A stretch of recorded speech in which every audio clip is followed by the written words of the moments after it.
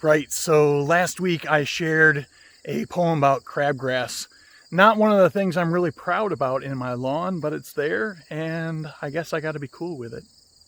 Today I did one of my favorite things of living out here, and that is that I spent about 4 hours mowing and trimming our 2 acres, and some of that is doing a little work for our neighbor, whose name is Bob, and he's the one who farms around us. The things that he farms are exquisite. They are necessary for all of us. And so I'm going to share a little bit of walk with that and a poem about them as well. So here we go. So here's part of what I mow for Bob. It just goes into this little patch right here just to keep it nice and cleaned up. But one of my favorite parts is to see these, to mow beside them, to watch them grow from little seedlings into where they are now. These are soybeans. And I actually found a poem about soybeans.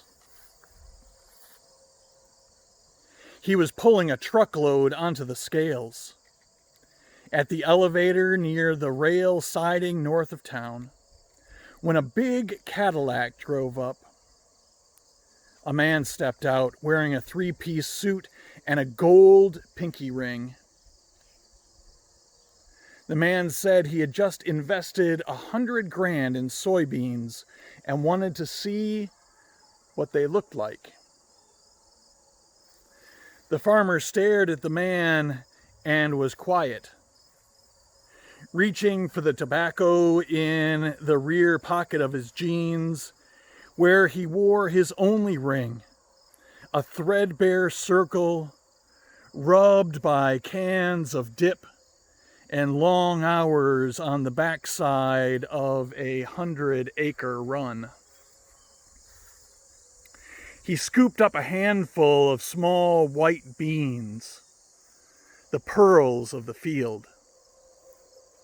Soybeans are like a foot of water on a field in April when you're ready to plant and can't get in. Like 3 kids at the kitchen table eating macaroni and cheese 5 nights in a row. Or like a broken part on our combine when your credit with the implement dealer is nearly tapped. Soybeans look like prayers bouncing off the ceiling when prices on the Chicago grain market start to drop. Or like your old man's tears when you tell him how much the land might bring for subdivisions.